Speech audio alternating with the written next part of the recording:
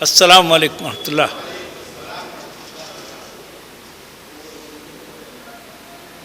بھائی عفیف سراج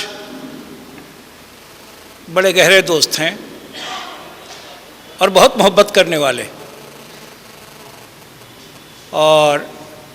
جب اشرف علی صاحب نے میرے یہ مضامین جو پاکستانی شعراء کے شعری مجموعہ پر میرے تبصرے ہیں اکٹھا کر لیے، تو ان کی ترتیب کے بعد ٹائپ شدہ میٹر میرے سرہانے رکھا ہوا تھا۔ عفیف سراج صاحب نے قاضی صاحب کا فون نمبر دیا کہ قاضی صاحب کی شخصیت قاضی محمد زکریا صاحب میٹر لنک پبلیشرز بہت ادب نواز ہیں۔ قاضی صاحب کو میں نے فون کیا، بغیر تکلف اور بغیر کسی تعامل کے قاضی صاحب نے یہ فرمایا کہ مجاہد صاحب، میں خود آپ کے گھر آ جاتا ہوں، اور پھر دوسرے ہی تیسرے روز آپ صبح تقریباً 11 بجے میرے پاس تشریف لائے۔ ایک نظر آپ نے اس ترتیب پر ڈالی اور پھر مواد کو دیکھا، اور پھر وہ سارے کاغذات بجائے یہ کہ ہوا کے حوالے ہوتے، قاضی صاحب کے حوالے ہو گئے، اور آج الحمدللہ ایک اچھی خوبصورت کتاب جو دیدہ زیب ہے، میں نہیں کہہ رہا ہوں بلکہ جن کے ہاتھوں میں پہنچی ہے ان لوگوں کا یہ کہنا ہے۔ اب اس میں مواد کیسا ہے اس کا فیصلہ تو آپ لوگوں کے ہاتھ میں جب کتاب آئے گی تو اس مواد کا اور میری کامیابی یا ناکامیابی کا فیصلہ تو آپ کریں گے، اور اس سلسلے میں مجھے کچھ کہنے کا اختیار نہیں ہے۔ البتہ اتنا ضرور عرض کروں گا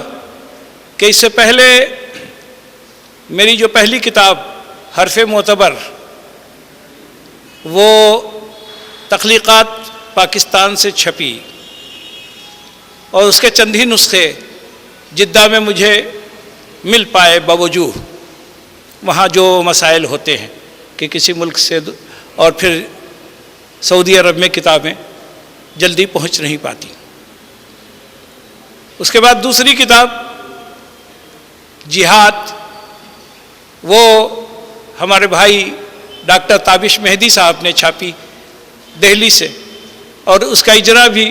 دہلی میں ہوا، اور اس وقت اتفاق سے میں سخت بیمار تھا اور میرے لیے ممکن نہیں ہو سکا کہ میں ان کے پروگرام میں شریک ہو سکوں جو خود میری اپنی کتاب سے متعلق تھا۔ تیسری کتاب بیاض جنوں کے لیے میں ممنون ہوں بھائی ارشد غازی کا کہ انہوں نے پورا میٹیریل شاہد انور صاحب کے حوالے کیا، اور ایک اچھی کتاب نکل کر کے سامنے آ گئی، اور بہت سارے قاریوں کے ہاتھ میں کتاب موجود ہے، اور بہت ساری لائبریریز میں بھی موجود ہے کتاب۔ بھائی ارشد غازی صاحب علی گڑھ میں رہتے ہیں، دیوبند سے تعلق ہے، قاری طیب قاسمی صاحب کے نواسے ہیں، اور آپ کی بہن شہناز کنول صاحبہ جو بہت مشہور مصنفہ ہیں، اور آپ کی والدہ نازلی صاحبہ بھی بہت بڑی مصنفہ تھیں، اور آپ کے والد مدینہ بجنور کے ایڈیٹر مولانا حامد الانصاری غازی صاحب کی یہ اولادیں ہیں جو آپ کے سامنے موجود ہیں۔ ہماری بڑی بہن بھی یہاں موجود ہیں شہناز کنول صاحبہ، خود جو ہے شمس کنول صاحب بہت ہی نامی گرامی ادیب تھے۔ تو اب میں عرض کرتا ہوں کہ اب قاضی صاحب کے ہاتھ سے جو کام شروع ہوا ہے، یعنی وہ میرے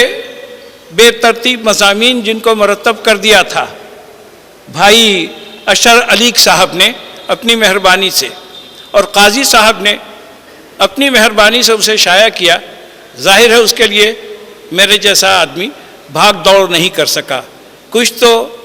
میری سستی اور کاہلی اور کچھ تو یہ ہے کہ بیماری، جس کی وجہ سے میں اس کا متحمل نہیں ہو سکتا تھا۔ تو میں قاضی صاحب کا، قاضی زکریا صاحب کا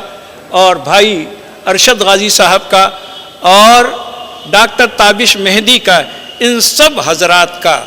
جتنا بھی شکریہ ادا کروں کم ہے، اور انہی لوگوں کی وجہ سے آج میں آپ کے سامنے آج کھڑا ہوں، اور میں پھر ایک مرتبہ تہ دل سے قاضی صاحب کا شکر گزار ہوں اور آپ سب کا شکر گزار ہوں کہ آپ نے جو ہے یہاں تشریف لا کر زحمت فرمائی، اور میرے جیسے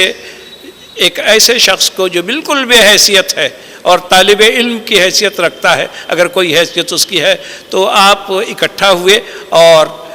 جو ہے اپنی محبتوں سے مجھے نواز رہے ہیں۔ بے حد شکریہ، آپ کا شکریہ، اور شہنشین پر میرے بھائی عصمت صاحب اور میرے بڑے بھائی جو ہے ہمارے احمد ابراہیم علوی صاحب کے، جن کی تحریروں کو پڑھ کے در حقیقت ہم لوگوں کے دل کے اندر یہ جذبہ پیدا ہوتا ہے کہ جو بھی لکھیں سچ لکھیں اور سچ کے علاوہ کچھ نہ لکھیں۔ تو بھائی احمد ابراہیم علوی صاحب اور رہبر تابانی صاحب اور بھائی فاروق جاذب صاحب جیسے پڑھے لکھے لوگ، دانشور اور محفلوں کو گرم رکھنے والے اور زندہ رکھنے والے، نہ صرف ناظم بلکہ شاعر، مصنف، دانشور اور اہل دل میں سے ایک ہمارے رضوان فاروقی، اور یہ جو نوجوانوں کے نوجوان ہیں اور نوجوانوں کے رہبر ہیں اور جو کاروان رہبر لے کے چل رہے ہیں، میں ان معید بھی ہیں اور یہ رہبر بھی ہیں، ان کا بھی بہت شکریہ ادا کرتا ہوں۔ تو آپ سب حضرات کی خدمت میں میرا ایک مرتبہ پھر سلام اور بے حد شکریہ۔ میں اپنا تعارف خود نہیں کرواؤں گا، اس لیے کہ بڑی محبتوں سے اور نوازا ہے ہمارے قلمکار حضرات نے اور ہمارے بھائیوں نے۔ بے حد شکریہ، جزاک اللہ خیر۔